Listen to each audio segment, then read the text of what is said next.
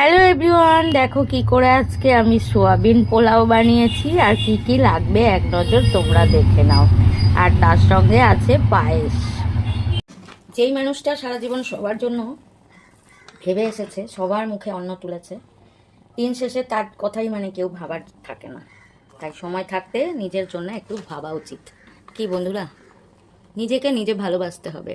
দুনিয়ায় ভালোবাসার কেউ নেই, সবাই নেবে দেবে না। তো চলো আজকে রান্নাটা করে ফেলি। কড়াই দিয়েছি তেল, সাদা তেল। এর মধ্যে দিয়ে দিয়েছি একটু আলু আর একটু বিনস, একটু নুন দিয়ে দিলাম। খুব ভালো করে আলুটাকে ভেজে নিয়েছি। এবার মশলা দিয়ে দিচ্ছি,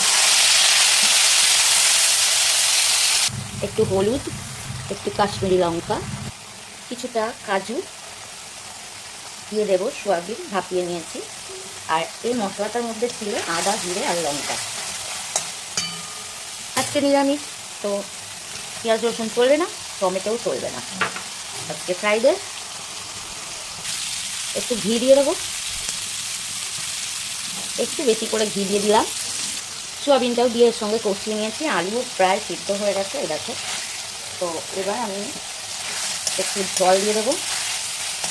তার আগে দিয়ে দেবো এই যে গোবিন্দভোগ চাল ধুয়ে রেখেছি।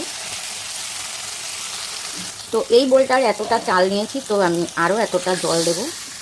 তো এই যে এই দু বাটি আমি জল দিয়ে দিলাম। আর দিয়ে দেবো কিছুটা ক্যাপসিকাম।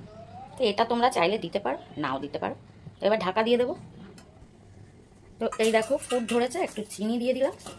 আর দিয়ে দেবো একটু গরম মশলা, গুঁড়ো গরম মশলা। তো চলো এবার ঢাকা দিয়ে দেবো।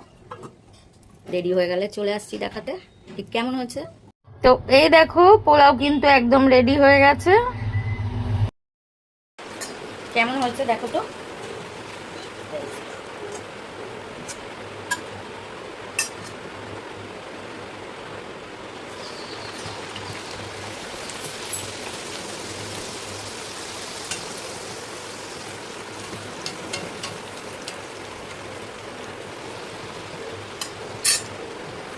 তো ভিডিও ভালো লাগলে লাইক কমেন্ট করো আর পাশে থেকো। সব সময় আমি তোমাদের পাশে আছি।